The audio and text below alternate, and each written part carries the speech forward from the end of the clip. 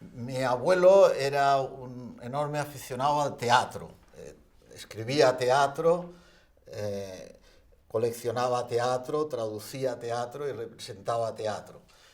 Esta afición la transmitió a sus hijos, especialmente a mi tío Fernando, que siempre le gustaba disfrazarse, hacer bromas y hacer todo tipo de cosas teatrales.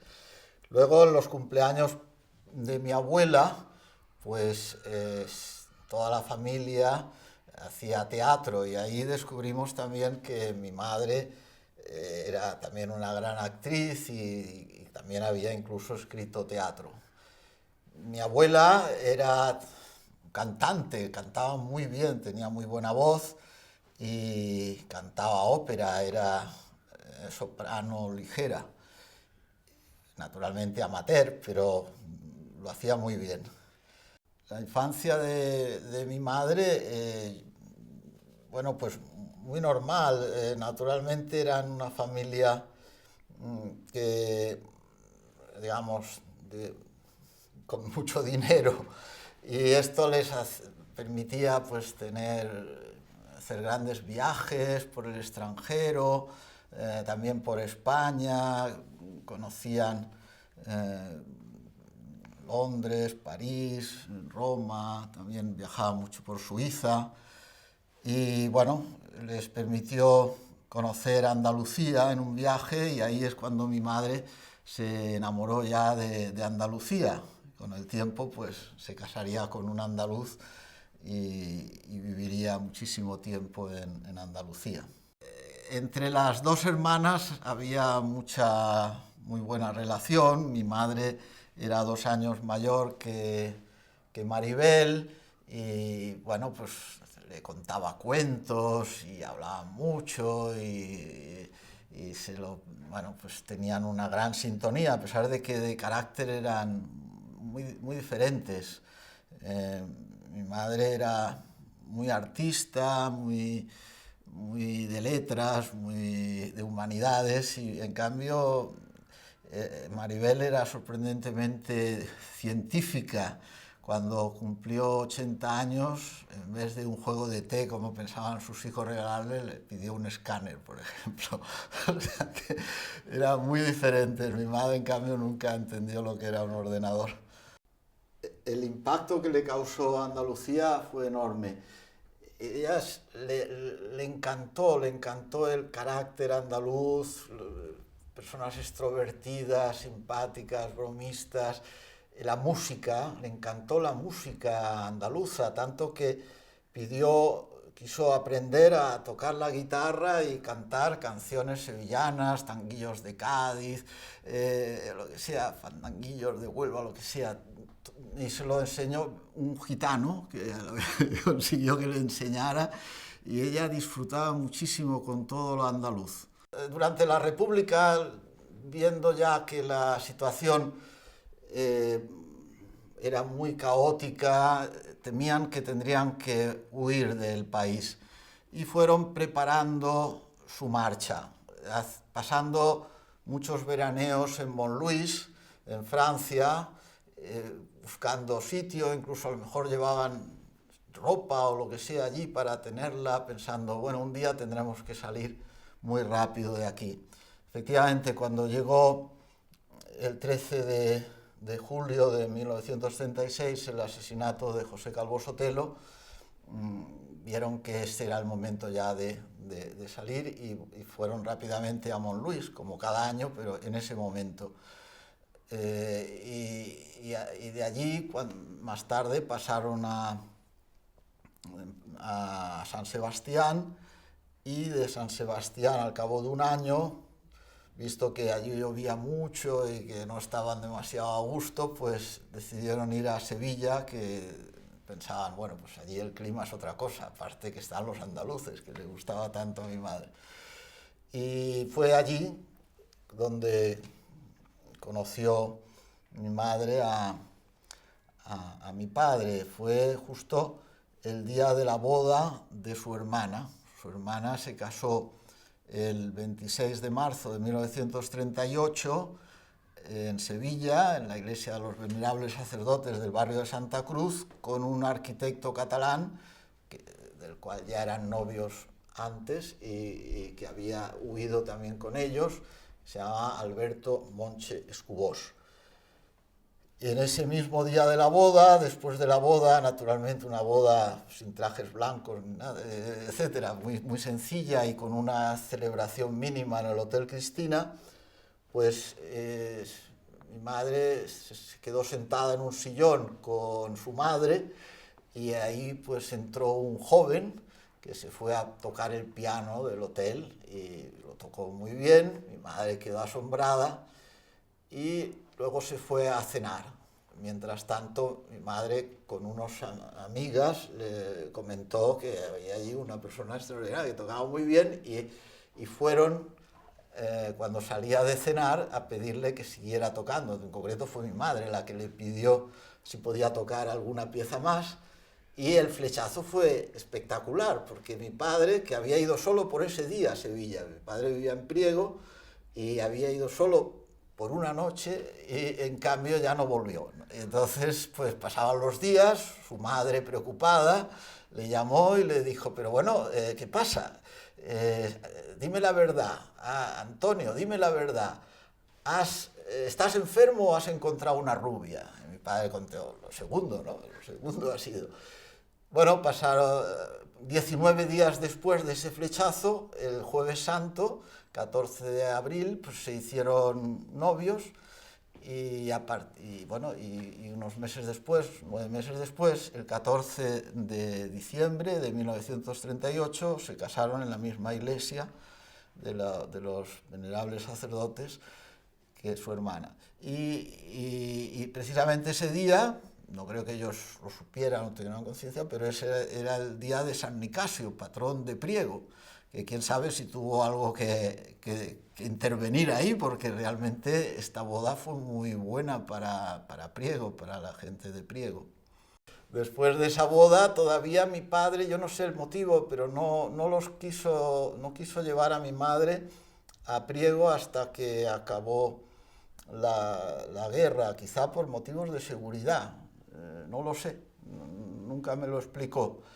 Pero al acabar la guerra sí que ya llegan a Priego de nuevo y entonces mi madre se encuentra un panorama duro, con la gente pues pasando una carestía muy fuerte, como en todos los pueblos de al lado. Naturalmente había que hacer colas para los alimentos, pero bueno, pues había mucha gente huérfanos, había casas que no cubrían, no te protegían del frío, y en Priego hace frío porque está a más de 600 metros de altura. Y mi madre pues vio incluso una cosa que fue quizá lo que más le impresionó. Gente que estaba tan desanimada después de tanto luchar en aquellos años que ya no pedía ayuda, se dejaba casi morir, ¿no? Estaban extraordinariamente deprimidos. Esto para ella era imposible de soportar. Y entonces pues ella se lanzó a dar ayuda, ¿no? Y especialmente donde pensaba que podía estar la gente más sufriendo, por ejemplo en los hospitales, en el orfanato, pues en los sitios, los barrios donde las casas estaban peor, y procuraba pues eso, comprarles las medicinas, atenderles, a los niños pues comprarles juguetes que no les faltara tal, y hacer comidas, guisar comidas para los que no pudieran encontrarlos, y luego pues preparó todo ese sistema de vales en acuerdos con la farmacia, con las tiendas de alimentos, con la panadería, con la juguetería, con las tiendas de ropa, unos vales para que la gente que necesitaba, pues ella daba un vale y allí le daban lo que necesitaba y luego ella pagaba. Esto fue realmente una cosa enorme. También incluso traía camiones enteros de mantas, de ropa, o de sábanas, yo qué sé. hizo una labor que superaba claramente sus posibilidades económicas y las de su marido. Pensemos que mi madre era muy joven, tenía 26, 27 años, y bueno, pues ni siquiera había heredado, o sea que no, y todavía hasta el 42 pues no muere su padre. Y bueno, pues no se sabe bien cómo conseguían pasar ahí todo y pagar todo aquello. Mi padre pues colaboraba y le seguía, pero con más asombro que otra cosa. Pero bueno, la cosa es que funcionó. También, naturalmente, sus hermanos eran muy generosos, su madre, su padre, ayudaban y mi madre tenía también tantos amigos y se hacía querer por todo el mundo que mi madre también pedía mucho ayuda a otras personas y todo el mundo le respondía. Bueno, pues esos años, que fueron como 15 años, desde el 39 hasta el 54, 55, fueron una especie de locura, de ayudas, estamos hablando de cantidades, solo en una de las tiendas de José Portales, en 5 años, pues llegó a pagar facturas, según está certificado por el propietario de la tienda, de 300 o 400 mil pesetas de aquella época, que serían más de medio millón de euros actuales. Y eso solo en unos pocos años, en una sola tienda, para darnos una idea, lo que gastaría en arreglos de casas. También buscaba trabajo, veía muchísima gente en la plaza del pueblo, pues que no tenían trabajo.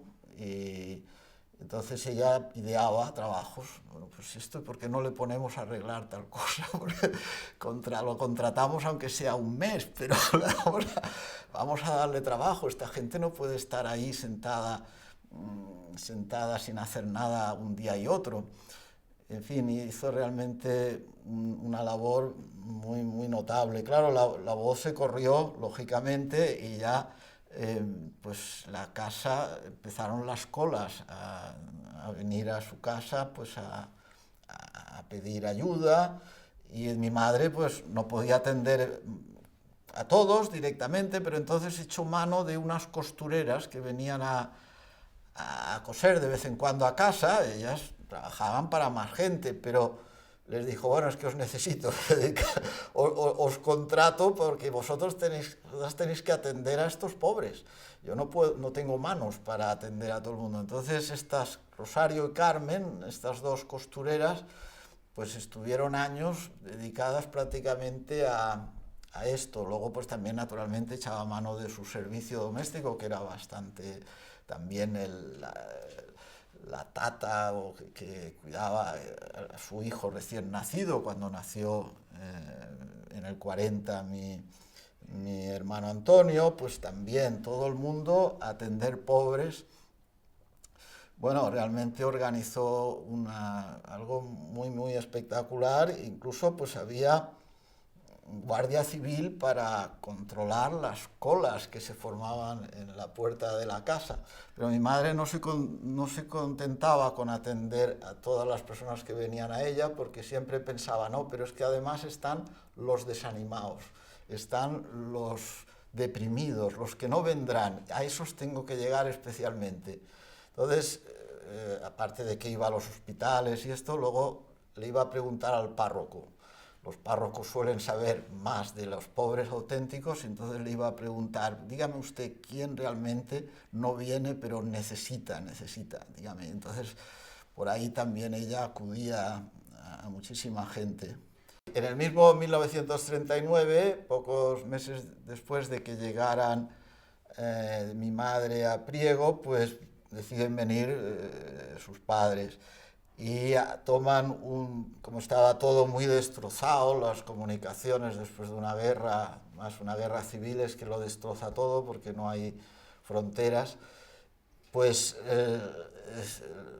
todo funciona mal, las carreteras, los trenes, todo. Toman un barco a Cádiz y tarda 4 días en llegar, luego toman un tren de Cádiz a Sevilla otro día y luego en un coche van de Sevilla a Priego otro día, 6 días de viaje, que cuando llegan, pues llegan muy, muy desalentados, diciendo, pero tenemos a una hija lejísimos, como si fuera en Polinesia, ¿no? Aquí.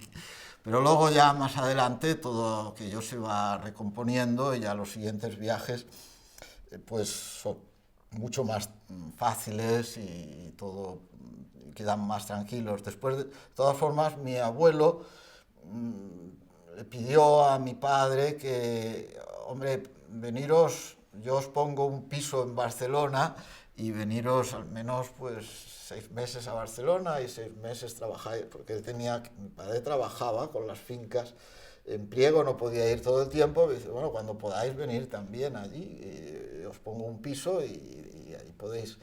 Y de hecho es lo que hicieron, por eso nosotros estábamos siempre, los hijos, viajando de Priego a Barcelona, Barcelona a Priego. Bueno, me han contado que venían aquí los de Priego, además sin avisar, se presentaban jóvenes y jóvenes de Priego buscando trabajo. Mi madre las acogía con una sonrisa, con un abrazo y, bueno, no os preocupéis, primero les buscaba en estos pisos de este edificio, pues les buscaba alojamiento, pues camas, colchones, eran tantos que llegaban incluso a la terraza, la parte cubierta de la terraza, y allí también ponían colchones y también estaban, como veían también sus hermanos, pues ahí todo el mundo alojaba a esta gente que venía, pues venían sin nada, venían con una maleta de cartón y bueno, a buscar. Y mi madre pues no solamente les buscaba, llamaba a sus amigas para que la contrataran, es que además les enseñaba el oficio, les enseñaba a servir la mesa, les enseñaba a coser, a cocinar. Mi madre cocinaba maravillosamente.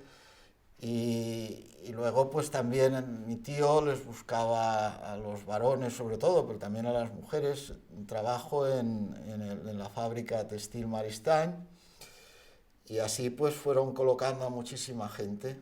Realmente hicieron una labor espectacular, no solo mi madre, también mis tíos, que eran de un corazón enorme. Bueno, esto yo lo he oído contar a mi hermano sobre todo, y también a mi madre, pero yo no lo viví, pero hubo una llamada espectacular, porque aquí en este piso llamaron, sonó el teléfono, mi madre descolgó y un joven que debía tener 18 o 20 años, no tendría más, dice, bueno, pues estoy ayudando soy un catequista, estoy ayudando a los gitanos del Somorrostro, estamos pasándolo muy mal no sé, no sabía a quién acudir, he rezado al Espíritu Santo y he marcado este número al azar. Bueno, pero ¿usted quién es? Pues bueno, pues vivo en la calle Rocafort, me llamo Rafael Cester, aceo, vivo en la calle Rocafort número 46 y entonces dice mi madre, caramba, pues ahí me parece que vive una María la Rubia, una que había trabajado con nosotros. Bueno, se averigua, efectivamente, llaman a María la Rubia y dice, sí, yo lo conozco, este es un catequista muy bueno, está haciendo una gran labor, es una persona de toda confianza. Y a partir de ahí, pues mi madre, que era muy religiosa y que eso claramente lo vio como algo, digamos, no casual, sino muy providencial, bueno, descubrió un filón enorme para ayudar a muchísima gente. Eran unos gitanos que lo estaban pasando muy mal en un barrio terriblemente de barracas, pero no solamente de barracas, sino una zona muy húmeda, donde las tormentas dejaban todo, pues unos barrizales, donde había incluso pues, momentos de violencia entre ellos. Era una situación muy crítica que ya el gobierno había decidido eliminar esas barracas y construirles unas casas en otro sitio, pero que todo pues era lento. Mientras tanto la situación era difícil y mi madre no tenía miedo de ir allí a atender a aquella gente siempre que fuera con Rafael Cester, que aunque era tan joven, era enormemente respetado, querido, era una autoridad, era un tipo de 20 años que era una autoridad entre aquella gente que a veces eran peligrosos, podríamos decir, ¿no? Porque estaban pasando muy mal las cosas. Y entonces pues iban con su madre, con mi abuela, iba con mi hermano Antonio, con mi hermana Elena, iban allí, pues les llevaban ropa, les llevaban naturalmente dinero, les llevaban conversación, se enteraban de los que estaban enfermos, les enseñaba a mi madre a algunos pues a leer o a escribir, porque no iban al colegio. Bueno, les abrazaba a los niños, mi madre echaba ahí el corazón con una tranquilidad notable. Y también se preocupaba de que esas casas se consiguieran hacer cuanto antes, porque iban muy atrasadas. De hecho, al final, pues se cerró, se eliminó todo el barrio y no estaban acabadas todas las casas. Hubo algunos que llevarlas a lugares intermedios hasta que ya se consiguieron pues terminar todas las casas, ¿no? Pero claro, en esos años mi madre pues también pedía ayuda a sus amigas y esas amigas luego pasaban a ser amigas de Rafael Cester. Rafael Cester empezó en el Somorrostro pues casi sin nada y sin prestigio. Luego ya él pasó a ser incluso un profesor del colegio La Salle Condal, era un hermano, era un religioso, un hermano, no decía misa, pero era religioso y empezó a tener una serie de gente importante en Barcelona, con influencia, políticos, de todo. Mi madre empezó, digamos, en el Somorrostro, probablemente hacia el 1966 se acabó el Somorrostro, pero no acabó la labor de mi madre porque quedó totalmente a lo que necesitaba Rafael Cester. Rafael Cester empezó otros proyectos, como primero los del SIDA. En esos años el SIDA empezó a ser un problema muy fuerte, donde no había ninguna medicina, la gente moría de SIDA, el contagio era tremendo, y nadie quería a los enfermos de SIDA. Entonces, pues Rafael Cester dijo, yo voy a conseguir alojamientos, no uno, muchos alojamientos. Él ya llegó, pues tenía presidente de la Diputación, el otro, otras amigas de mi madre, tenía ya más gente que habían descubierto pues pues que realmente este hombre valía muchísimo. Y empezó a hacer eso, mucha labor para los enfermos de SIDA.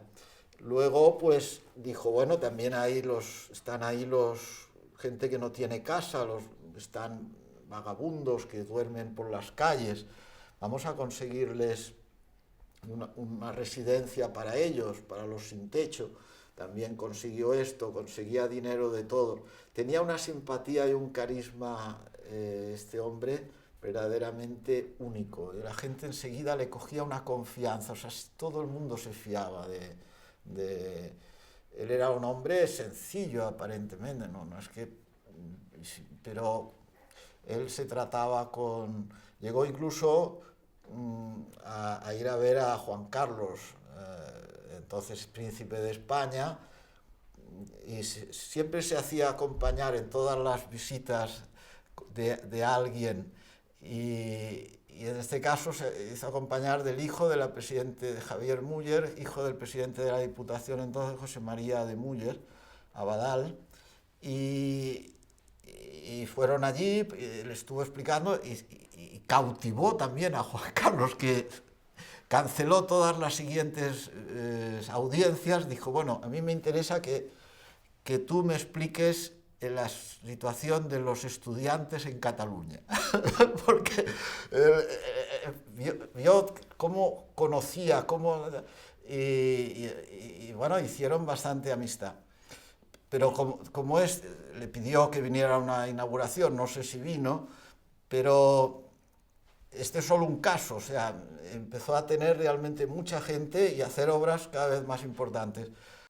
Bueno, mi madre entraba en todo, entraba en los enfermos de SIDA, entraba en el tema de esto de la residencia sin techo y además Rafael Cester pasó a ser uno más de la familia, o sea que venía a todas las bodas, a todos los bautizos, naturalmente a las bodas de oro de mis padres estuvo en el homenaje que le hicieron a ella.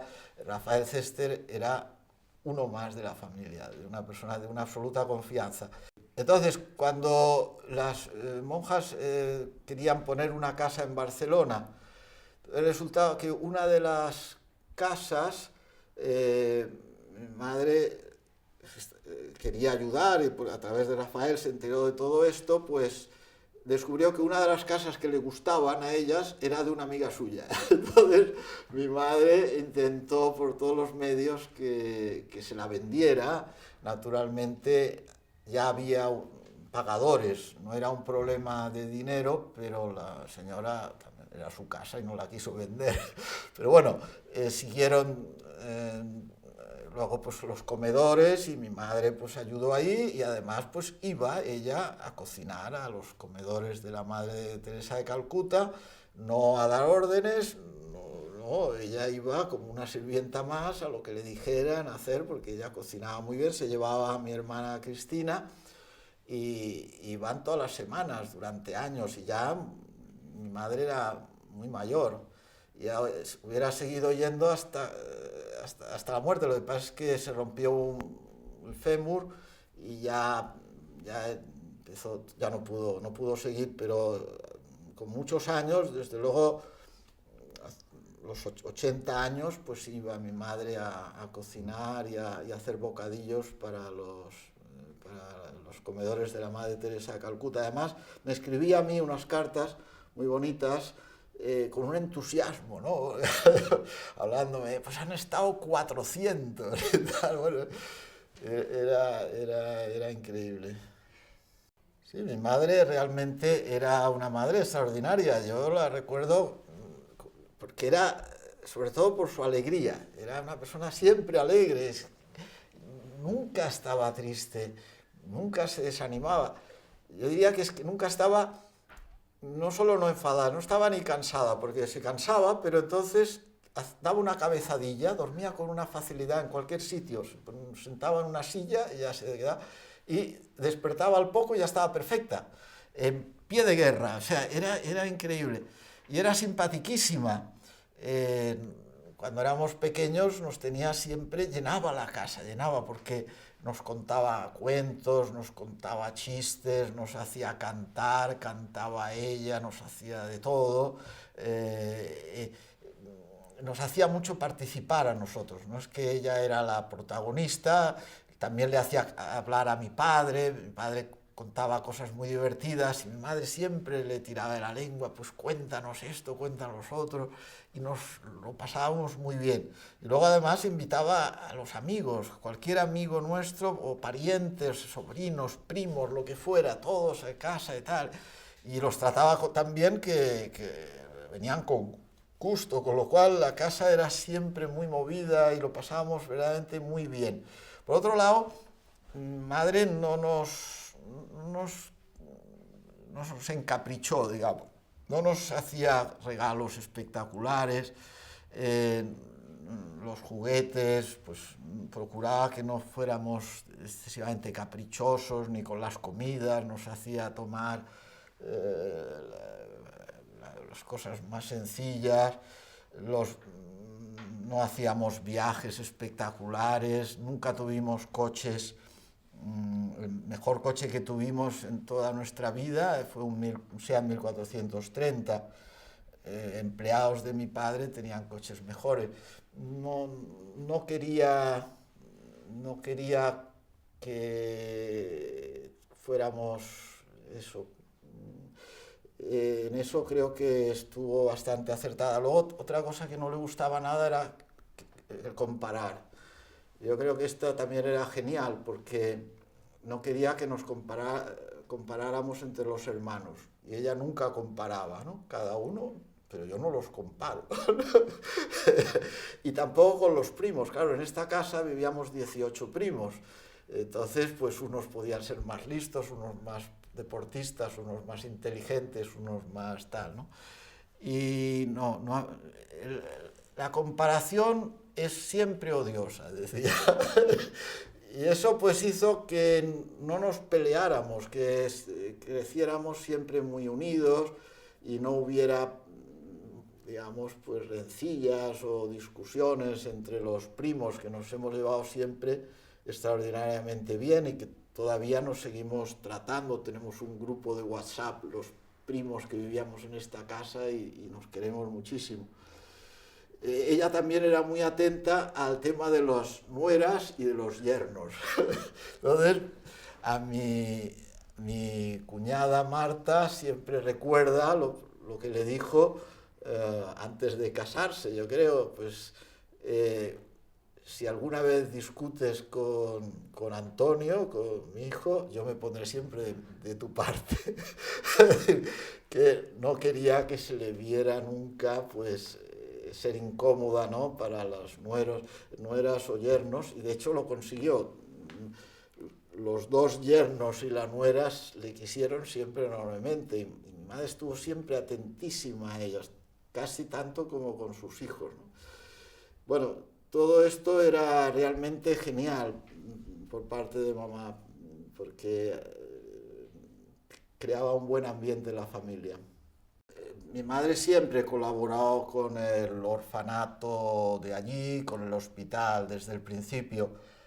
Ahora pues hemos conocido, gracias a Facebook y esto, a tres de los que estaban en el orfanato de Priego en los años 50, y que le tienen un cariño enorme y bueno, pues la recuerdan tantísimo, tantos detalles de lo que hacía por ellos, de los regalos, los juguetes, los dulces, los besos, hasta un cochino dice que le regalaba para que hicieran la matanza en el orfanato. Bueno, pero probablemente esto yo pienso que lo hizo ya desde el año 39. Ya lo primero eran los enfermos y los huérfanos, y aunque ella recogió 7 o 8 huérfanos nada más llegar en su casa para alimentarlos, para cuidarlos, pero eso no le contentaba. Ella iba a los orfanatos y ella seguía a todo el mundo. Sí, mi madre siempre hablaba de todo lo que había pasado antes de que yo naciera, pero muy aguado. O sea, sí había mucha necesidad, tú no sabes lo que fue la guerra y luego la posguerra y las carestías y tal, hubo que ayudar mucho, decía cosas así. Pero bueno, hubo que ayudar mucho, pero no daba detalles, o sea, que los detalles los hemos encontrado realmente ahora, cuando se ha visto en el registro del ayuntamiento, pues certificados pues, de la farmacia, de la panadería, de la tienda de alimentos, de la tienda de ropa, del párroco, certificado la fortuna enorme que llegaba a pagar para los pobres, pero eso no lo sabíamos en absoluto. Tampoco yo me enteré de las colas y de todas estas cosas. De hecho, en el año 79 me fui a trabajar como profesor al Colegio Villaró, en Sant Cugat del Vallès, y allí pues encontré que un bedel, un conserje, era de Priego, y nos hicimos rápidamente muy amigos, y me dijo, hombre, yo claro que conozco a tu madre, que no conoce a tu madre, claro, por supuesto, si yo era guardia civil en la posguerra y cuidaba de la gente en las colas que se formaban allí y yo dije, ¿pero qué colas? Yo no sabía nada de colas. Yo había oído hablar eso, pues que mi madre había ayudado en la posguerra, pero no. Todos esos detalles mi madre los evitaba siempre, no contaba. Y así fue siempre. Luego tampoco hablaba de lo del Somorrostro, pero tampoco, luego le hicieron un homenaje en el año 84, pues escribió luego unas memorias en el 86 y no aparece nada. Bueno, el homenaje fue realmente espectacular. Mi madre no podía imaginarse que aquello pudiera darse, ¿no? Porque ella pensaba, bueno, si yo siempre he dado algo a otros, siempre me lo han agradecido. Yo ya estoy agradecida, ¿para qué me tienen que agradecer más? Ya está todo agradecido. Pero realmente el entusiasmo de la gente fue enorme. Ese homenaje no lo pensó el ayuntamiento, tal, lo pensaron 4 personas que de niños habían recibido ayuda de mi madre, sobre todo sus padres, y que tenían pues en el corazón ese deseo de mostrar su gratitud. Estos pues fueron los que pidieron testimonios a la farmacia, a todos estos, al párroco y tal, y que fueron al alcalde a pedirle que a esta señora hay que hacerle algo grande. Y el alcalde, que por supuesto reaccionó positivísimamente porque él mismo vivía enfrente de la casa de mi madre y de niño había visto, él no estaba necesitado, pero había visto la cantidad de ayudas que daba mi madre a todo el mundo, ¿no? Y era una cosa que él le había impresionado siempre muchísimo. Con lo cual, pues, él enseguida dijo, pues esto por supuesto lo hacemos y además lo hacemos rapidísimamente. Todo fue muy rápido, en el mes de febrero habían recogido los testimonios, en el mes de marzo se hizo el expediente en el ayuntamiento y el 18 de marzo ya se hizo el homenaje en Santa Coloma de Gramenet, cerca de Barcelona, donde había mucha gente de Priego, muchos de ellos que habían ido a Barcelona gracias a mi madre o parientes de estos, y realmente fue espectacular. Vinieron 5 autobuses de Priego al homenaje, pero luego se reunieron quizá miles de personas, no sabría decir, yo estaba, pero no pude contar. Era un pabellón municipal donde jugaba, de Santa Coloma, donde jugaba entonces un equipo de primera división de baloncesto que se llamaba Licor 43, y yo estaba abarrotado y la gente aplaudió a mi madre de una forma increíble. Fue verdaderamente emocionante. Mi madre estaba un poco desconcertada, no acababa de entender todo aquello, pero luego habló sin papeles y habló con un cariño y allí se ofreció a ayudar más, ¿no? Quiero, pues, dijo, ayudar a ser como la madrina de todos y todo el que necesite algo, pues yo puedo ayudarle, quiero hacerlo. Fue realmente una cosa fantástica. Sí, eso fue el homenaje fue en el 84, en el 86 escribe sus memorias, en las que no dice nada de todo esto. Solo hay una referencia de que le hicieron hija adoptiva de Priego, pero como si se lo hubieran regalado así, ¿no? No dice nada. Y en el 88, pues, bueno, empieza muy mal el 88 porque muere un sobrino suyo, un primo, Alejandro Maristán, el hijo mayor de mi tío Fernando.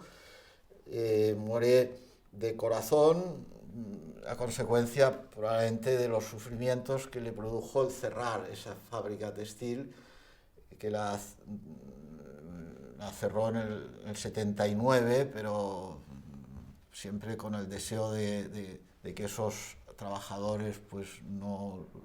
De hecho quedaron muy bien y quedaron muy agradecidos los trabajadores, tanto que luego al final se le dedicó una calle a la fábrica y luego una plaza a la familia Maristán. Pero aún así, pues él sufrió mucho también en todo esto y bueno, tuvo un infarto cuando iba a trabajar en un taxi y falleció. Luego, en ese mismo, meses después, en verano, hubo la celebración de los 50 años de matrimonio, tanto de mi tía Maribel y Alberto, como de mi madre y mi padre. Y fue muy bonito, todo de teatro, de espectáculo, fue canciones y bailes y una fiesta extraordinaria. Y luego, pues, no mucho después, ya en el 90, fue cuando falleció mi hermana, en Priego. Era Semana Santa, era Lunes Santo, y fue una cosa también que nadie esperaba. Y yo me enteré, salir lógicamente a toda prisa desde Roma, allí a Priego. Encontré a mi madre sorprendentemente serena, no me lo podía imaginar, porque mi madre tenía un corazón, pues sufría, viendo sufrir a todo el mundo, pues la muerte de una hija y además de una forma tan repentina. Pero mi madre no lloraba. Entonces, en un momento que estábamos nosotros dos solos en el jardín, le pregunté esto, ¿no lloras? Y me dijo, no lloro por dos motivos. Primero, porque tengo fe y sé que Elenita está en el cielo. Pero el segundo motivo es que no conviene aumentar ya el enorme dolor de sus hijos, de su hija de 9 años y de su hijo de 7. Y esto, pues si ahora nos ponemos todos a llorar y hacer aquí una tragedia, podemos crearles un trauma. Además, he pedido al servicio que procuren no llorar tampoco.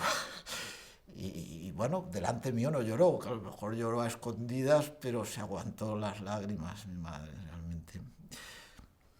Mi padre, pues el palo también de la muerte de la hija fue duro, y bueno, ya era muy mayor, y ya esos últimos años, hasta 1995, en que fallece, el 6 de mayo, pues esos últimos años estuvo bastante delicado de salud, varias veces tuvo que ir al hospital. En una de estas ocasiones, pues realmente es que estuvo 42 días con una endocarditis, pasándolo muy mal, ¿no? Y mi madre, pues bueno, lo cuidaba muy bien. Yo fui unos días, pero no podía estar tanto tiempo, además aquello no se sabía cuánto iba a durar.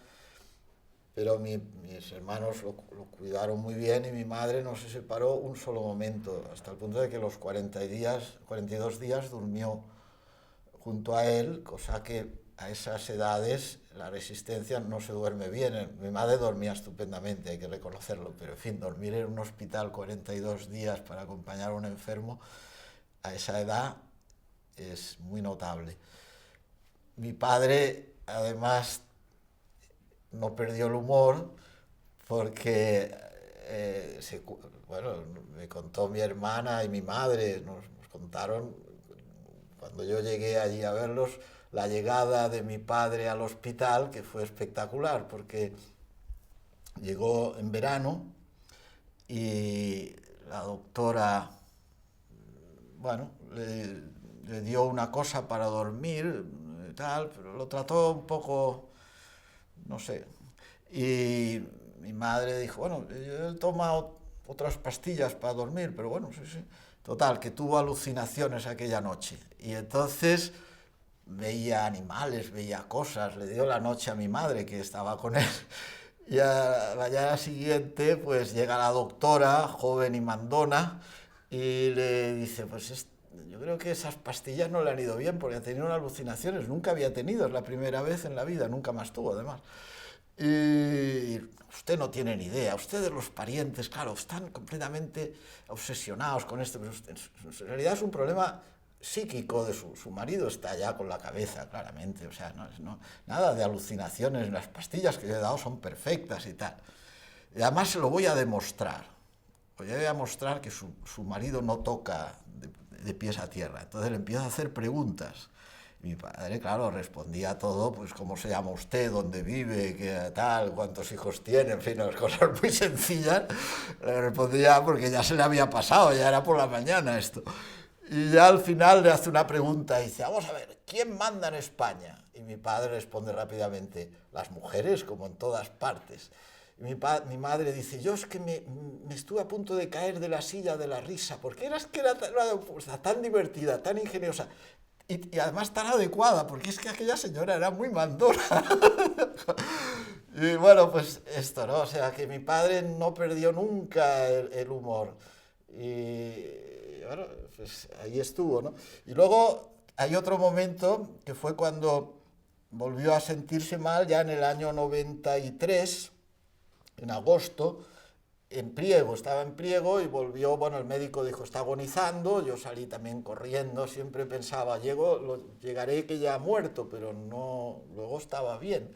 Bueno, estaba bien, estaba enfermo, pero estaba vivo. Y entonces, pues nada, ya hemos pedido, mañana por la tarde le darán la extrema unción y bueno, pues estupendo. Entonces le dieron la extrema unción, mi madre dijo, bueno, como yo ya soy muy mayor, a mí también ya me aprovechan y yo también la recibo y tal. Bueno, le dieron allí en la habitación la extrema unción a los dos y pasan 2 o 3 horas y mi padre, bueno, se revitaliza, pero de una forma y empieza a contar cosas divertidísimas a todos que estábamos allí, todos los hijos y la mujer esperando prácticamente su fallecimiento. Entonces nos empieza a hacer reír, pero es que era tan gracioso mi padre. Y lo bueno es que alguien hizo una foto y la tenemos, la foto, ¿no? Justo después de la extremaunción, ¿no? Haciéndonos reír a todos. Es una cosa absolutamente asombrosa.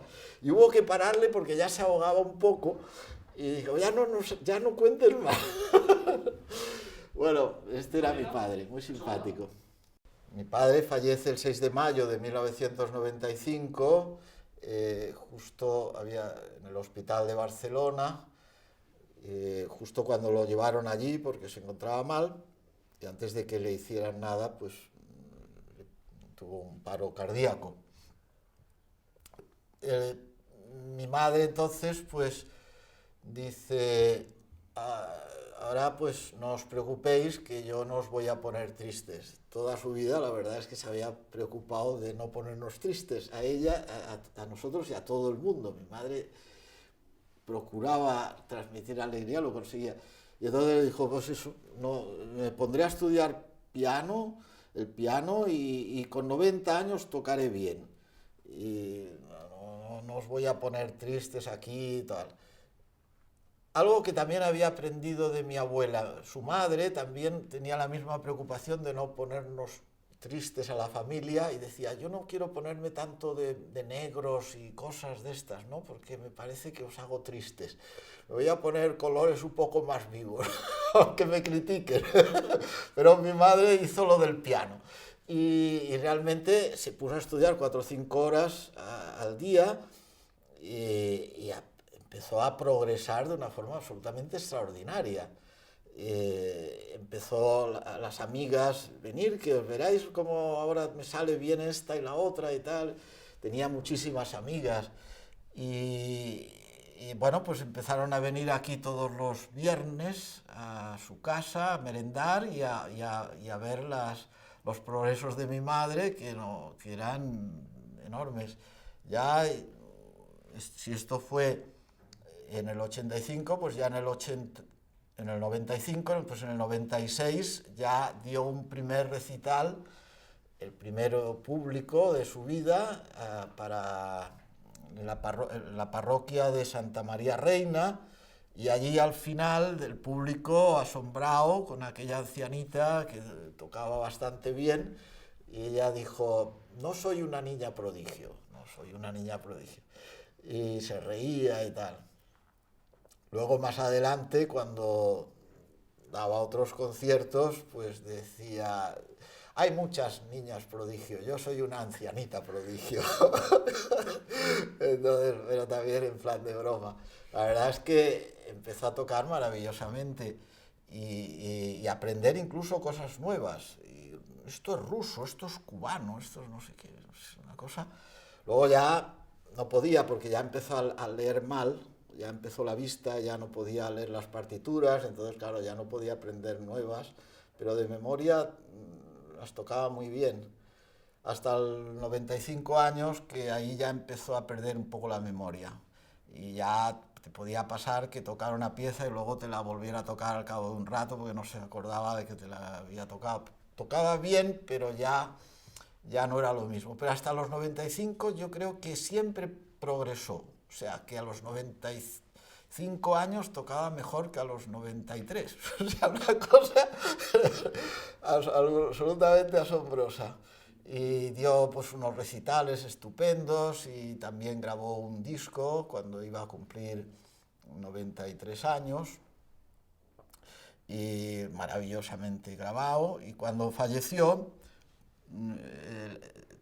pues se puso en el velatorio, en el tanatorio de San Gervasio, la música del disco de mi madre.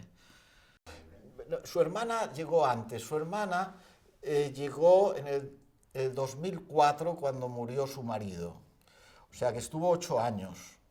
Cuando llegó en el 2004 mi madre todavía tenía 92, estaba dando recitales, pero ya no tenía allí a su marido, mi tía, y tenía hijos, pero también tenía algunos hijos, los 7 hijos pues estaban repartidos, algunos los tenía en Barcelona, entonces ella decidió venirse ya a cuidar a mi madre.